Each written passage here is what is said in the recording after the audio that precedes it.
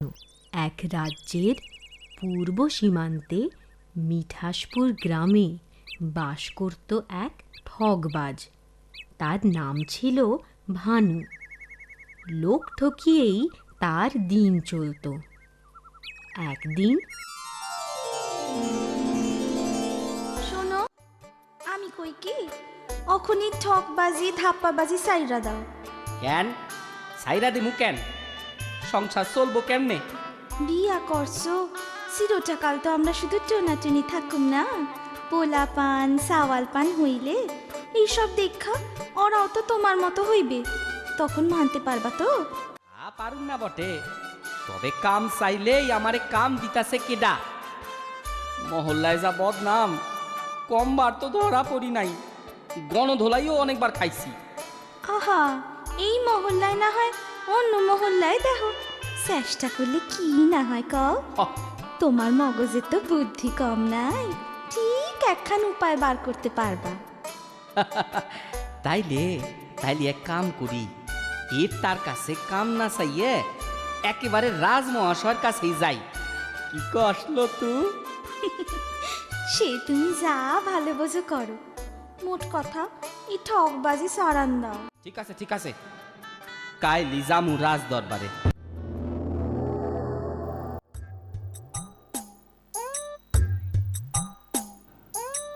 নাম মহারাজ?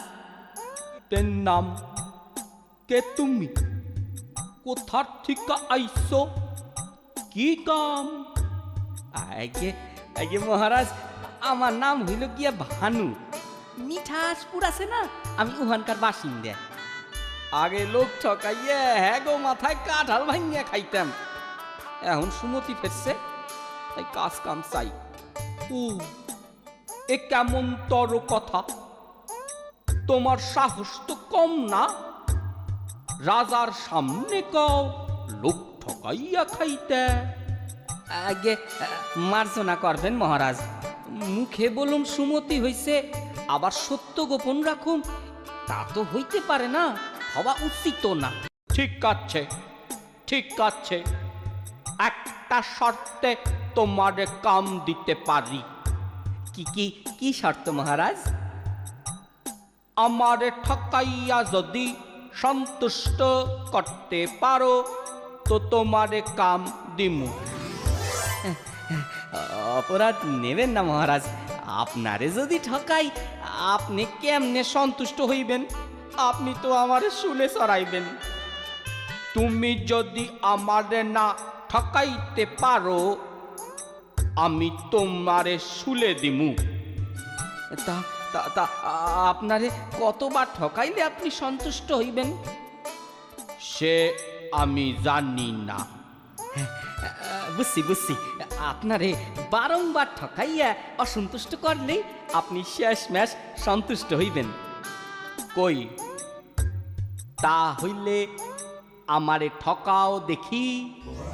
অহন অহন তো হইবে না। কেন হইবে না? হইবে না কেন? লোক ঠকানোর যন্ত্রপাতি তো আমি বাড়িতে রাখাইছি, সঙ্গে আনি নাই। বেশ বেশ, তুমি তোমার যন্ত্রপাতি নিয়ে আসো। আমার আমার বাড়ি তো অনেক দূরে মহারাজ। আমি তোমারে ঘোড়া দিতাছি, দৌড়াইয়া যাও আর সুইটটা আসো। আমার আর সবুর সয় না। দেহি দেহি কেমনে আমারে ঠকাও। ঠিক আছে ঠিক আছে মহারাজ, আমি তাহলে আসি। যাও প্রহরী, আস্তা বল ঠিকে, ওরে একখান ভালো ঘোড়া দিয়া দাও। যে আজ্ঞে মহারাজ।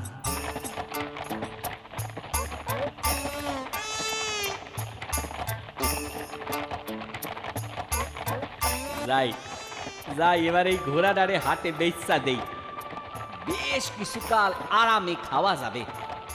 তারপর রাজা মশাই খোঁজ করলে যা হওয়ার হইবে।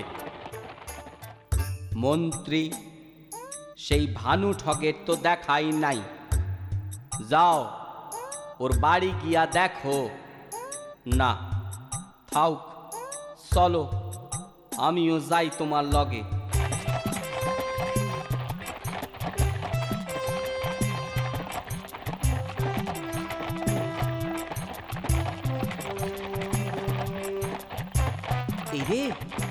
এই রে, কাম সারছে, রাজার মন্ত্রী দেখি এই দিকেই আসতেছে। যাই যাই, লতুরে গিয়া বলি, অলতু, লতু রে, আজ বুঝি শুলে চড়তে। কেন শুলে চলবা কেন? আরে রাজার ঘোড়া বেইসা খাইছি, অহন রাজা আমারে খাবে না। তাহলে উপায়? তুমি ভাত রাঁধতেছিলা না? হ্যাঁ। আচ্ছা, এখনই বিপদের সময় তোমার খাওনের কথাই মনে পড়তাছে। আচ্ছা পিটুক তো তুমি। আরে না রে বাবা না, আর খাওয়ানোর কথা ভাবি না, অন্য মতলব আছে। তা ভাত ফুটছে? হ্যাঁ, টকবক কইরা ফুটতাছে। রাজা মশাইও ঘোড়ায় সইরা টকবক টকবক টকবক কইরা আসতেছে।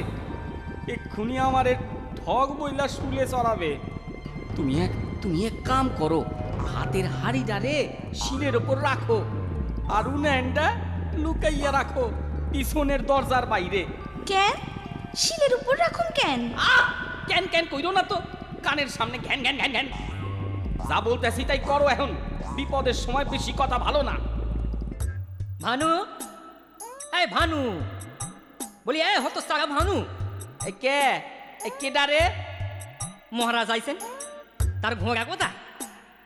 ওরে বাবা রে, আমার তো পা ভাঙছে, বুঝছো মহারাজ, আমি তো উঠতেও পারি না, দয়া কইরা আপনারা ভেতরে আসেন। কি হে ভানু, আমার ঘোড়া কই?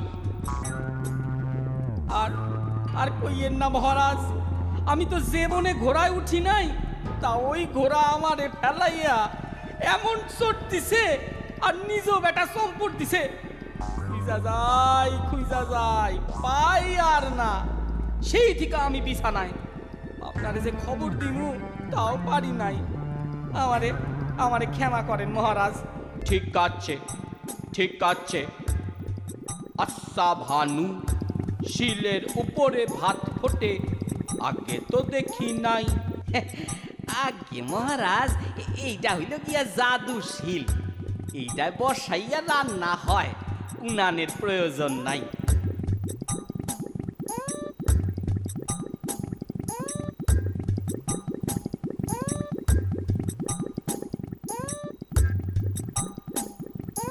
তাই উমা একই, তা বেশ তো, ফুটতে আসে। তুমি আমারে আর একটা জাদু শিল দিতে পারবা? দিলে উপহার পাবা। আইগে মহারাজ, গরিবের সাথে মস্করা করেন কেন? অন্যটা কেন মহারাজ, অন্যটা কেন? আপনি যদি চান এইটারই নিয়ে যান না, আপনি নিলে আমি খুশি হমু, উপহার লাগবো না। না, তা বললে হয়, আমি উপহার দিয়াই নিমু। ঠিক আছে, আপনি যেমন চান, আমার কোনো অমত নাই। মন্ত্রী চলো, শিলটা সাথে নিয়ে চলো। ভানু তুমি আরাম করো, ঘোড়ার কথা তোমায় ভাবতে লাগবো না। আর এই নাও তোমার উপহার, 100 স্বর্ণ মুদ্রা। ধন্যবাদ মহারাজ, ধন্যবাদ। রানী, মোহনভোগ চাউলের পায়েস রান্ধ তো খাই। আমি রান্ধুম? রাধুনিরে দিয়া রান্ধাও, আর তুমি থাকো ওর লগে তত্ত্বাবধানে। না হইলে জাদু শিলের জাদু দেখবা কেমনে। ঠিক আছে মহারাজ, কামটা মনে হয় ঠিক করো নাই। কেন ঠিক হয় নাই কেন? রাজা বইলা কথা, তারে ঠকানো কি উচিত? আরে কি বেপদ, আমি তো উনার কথা রাখতেই উনারে ঠকাইতে আসি। মহারাজ হইয়া সন্তুষ্ট হইলে তবেই আমারে কাম দিবে বলছে। যাই কও, আমার কিন্তু মনে কেমন ভয় ভয় হয়। মহারাজের খেয়াল হিতে বিপরীত না হয়। মহারাজ জাদু শিলে কোনো কাম দিতে আসে না, সাল যেমন বসানো আসিল তেমনই আছে। তাই বুঝেছি, ওই ঠগ ভানু আবার আমারে ঠকে আছে। তবে আমি হার মানুম না, দেখি ও কত দূর ঠকাইতে পারে। মন্ত্রী মন্ত্রী, আগে মহারাজ। আমি আদেশ দিলাম ওই ভানু ঠককে ধইরা বাক্সবন্দি কইরা নির্জন স্থানে ফালাইয়া থো। আপনার আদেশ মতোই কাম হইবে মহারাজ। ভানু, ও ভানু, ভানু। আগে আগে মন্ত্রী মশাই, আপনি? প্রহরী, ওকে বন্দি করো। জো আজ্ঞা মন্ত্রী মশাই। সে কি মন্ত্রী মশাই, এমন তো কথা ছিল না। তো কেমন কথা ছিল? মহারাজ আমারে কইছিলেন তারে ঠকাইতে পারলে কাম দিব। এ যাত্রা আগে বাইসালো, তাহলে কাম পাবা। প্রহরী, ওকে বাক্সবন্দি করো। এ কি করেন, এ কি করেন? দয়া করেন মন্ত্রী মশাই, দয়া করেন। উপায় নাই, মহারাজের হুকুম।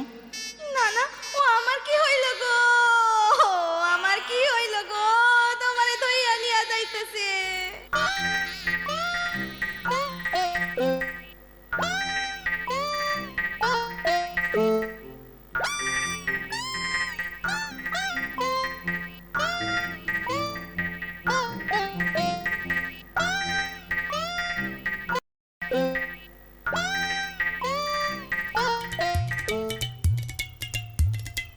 এই বাক্সে বইসা স্বর্গে যাব কে? এই বাক্সে বইসা স্বর্গে যাব কে? আইসো দাদু, আইসো দিদা আমার এ বাক্সে। আইসো দাদু, আইসো দিদা আমার এ বাক্সে। আরিয়া, বাক্সের ভিতর দিয়া কেউ গান গাইতেছে মনে হচ্ছে।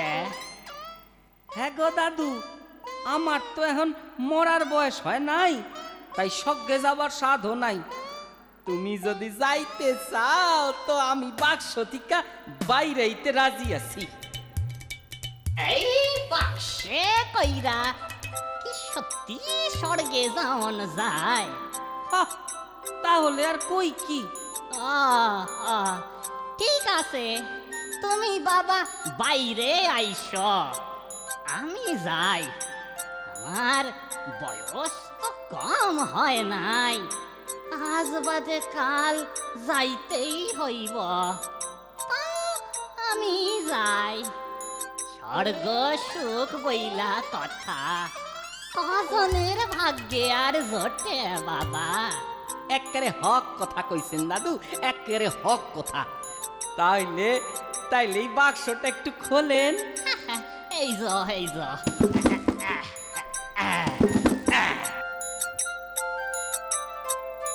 হ্যাঁ দাদু, এই বাক্সে খবরদার বইসো না। আমারে মিশা কথা কইলা কেন? কইছি কি আর সাধে দাদু, পরাণ বাসাইতে দাদু, পরাণ বাসাইতে। ওই ঠগ ভানুটার উচিত সাজা হয়েছে। বাক্সবন্দি হইয়া এখন মরুক, মরুক। আমারে ঠকানো, এইবার নিজেও ঠকেছে। হ্যাঁ মহারাজ, ও ভালোই জব্দ হয়েছে। কিন্তু ও যদি আবার ফিরা আসে, হ্যাঁ, এইবার তো ওরে কাম দিতেই হবে। আর আইবে কেমনে? কওন যায় না, ওজা জিনিস। আপনার অনুমানই ঠিক মহারাজ। হ্যাঁ, আমি মরি নাই, ভানু ঠগের বুঝি মরণ নাই। সত্যি ভানু, আমি তোমার বুদ্ধিতে আর ভেলকিতে সত্যি কুপকাত, আর তোমার পরীক্ষা নিমুনা। তাহলে তাহলে আপনার কথা রাখেন মহারাজ। নিশ্চয়। তুমি কোন পদ চাও? আজ্ঞা আজ্ঞা মহারাজ, যে পদই চাই, বেপদ আর চাই না। আমি বলি কি, আপনি ঠিক করেন, আমার বুদ্ধি বেশি না আপনার ওই মন্ত্রী মশাইয়ের? তা সত্য কথা যদি কইতে হয়, আমার মন্ত্রীর থেকে তুমি বুদ্ধিতে অনেক বেশি। তাইলে তাইলে আমারই মন্ত্রী করেন মহারাজ। না না, তা হয় না। তুমি বরং আমার মন্ত্রী সভার প্রধান উপদেষ্টার পদ গ্রহণ করো।